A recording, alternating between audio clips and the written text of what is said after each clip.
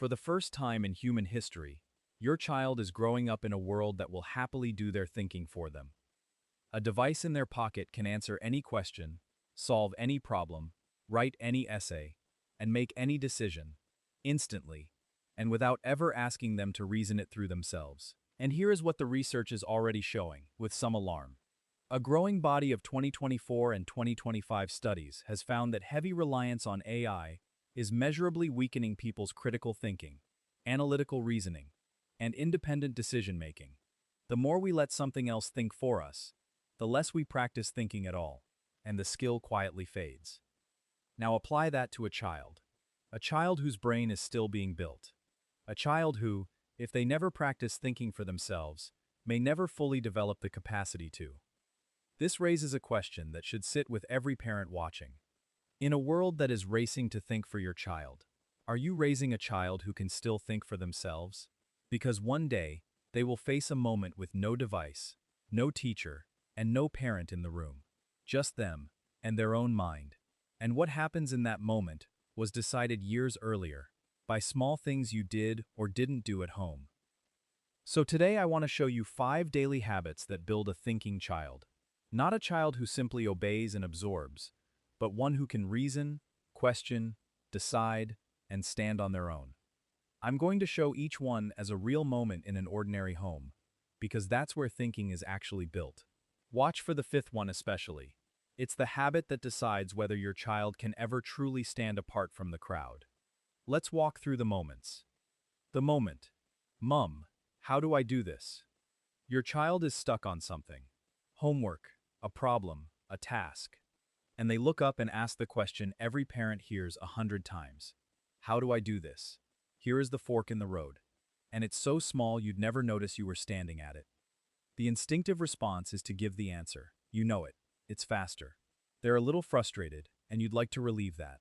So you tell them what to do, and the moment resolves, and everyone moves on. The thinking-building response is to hand the question back.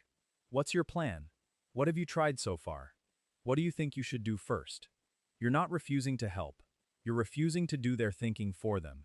Because every time a child works out an answer themselves, even a clumsy one, they activate the prefrontal cortex, the part of the brain responsible for reasoning and decision-making. You're not just answering a question, you're building the neural machinery they'll use for the rest of their life. The lasting effect is enormous and almost invisible day to day. The child who is always given the answer learns to look outward for solutions, to a parent, and later, to a screen.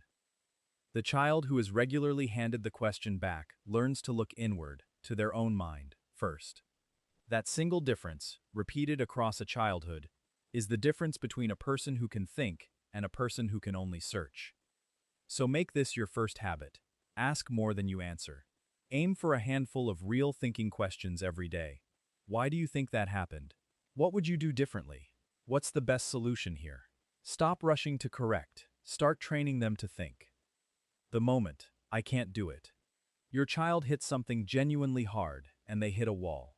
I can't do it. Maybe there are tears. Maybe they push the thing away. And everything in you, especially if you love them deeply, wants to step in and make the hard thing stop. Here is the fork. The instinctive response is to rescue, to jump in, take over, smooth it out, end the discomfort. It feels like love, and the relief on their face confirms it. The thinking-building response is to stay close, but not take over. Show me what you've tried. Where exactly did you get stuck? And then to let them stay in the struggle a little longer than is comfortable for you. Because here is the truth that's hard for a loving parent to hold. Thinking is not built in comfort. It's forged in productive struggle.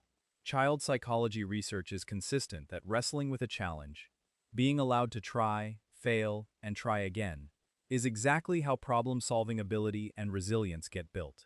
The struggle isn't the obstacle to learning. The struggle is the learning.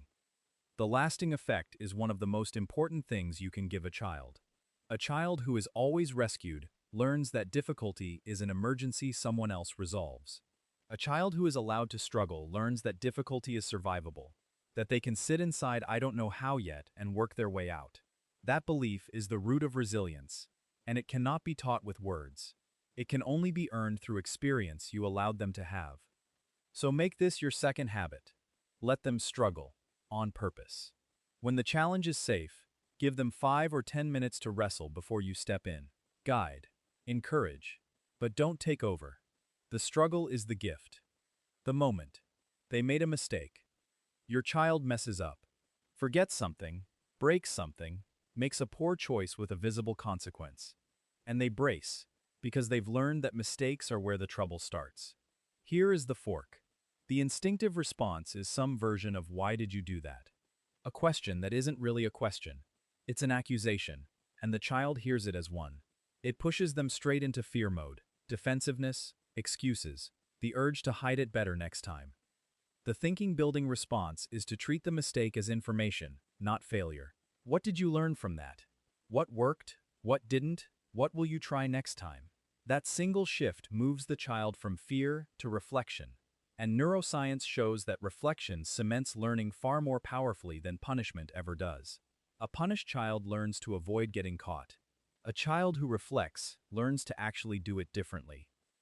The lasting effect is a child who can look honestly at their own mistakes instead of running from them, which is, quietly, one of the rarest and most valuable abilities a person can have.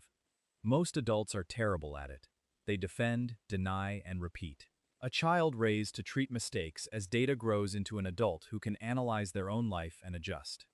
That's not a small thing. That's wisdom. So make this your third habit. After a mistake, once the dust settles, ask what they learned rather than why they failed. You're raising someone who studies life instead of fearing it. The moment. You're making a decision in front of them. This one isn't about your child at all. It's about you. And a moment you probably don't even realize they're watching. You're making an ordinary decision. What to cook, how to handle a problem, whether to say yes to something. And normally, all of that happens silently, inside your head.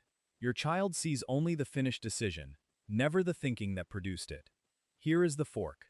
The instinctive thing is to keep your reasoning invisible, to just decide, and act, and move on. The thinking-building response is to think out loud, to make the invisible visible. I'm trying to decide between two options here. This one's cheaper, but that one lasts longer. I might be wrong, but I think I'll go with this, and here's why. It feels almost silly to narrate, but your child does not learn how to think from being told to think. They learn it from watching it happen. When you reason out loud, you're showing them something they can get nowhere else. That thinking is a process, not a flash of magic. That grown-ups weigh options, sit with uncertainty, and sometimes get it wrong. That's permission and instruction at the same time. The lasting effect is a child who has a model for what thinking actually looks like from the inside. They've watched it, hundreds of times, in the person they imitate most. And children become far more what we demonstrate than what we instruct. So make this your fourth habit. Think out loud in front of them, a few times a day. Let them hear the messy middle of a decision, not just the clean result. Your child disagrees with you, out loud. I don't think that's right. And something in you bristles, because it can feel like defiance, like disrespect, like a challenge to your authority. Here is the fork, and a great deal rides on which way you go. The instinctive response is to shut it down. Don't talk back. Because I said so. I'm the parent. It restores order instantly. It also teaches a lesson you never meant to teach. The thinking-building response is to lean in. Tell me why you think that. Not because you'll always agree. You won't, and you don't have to.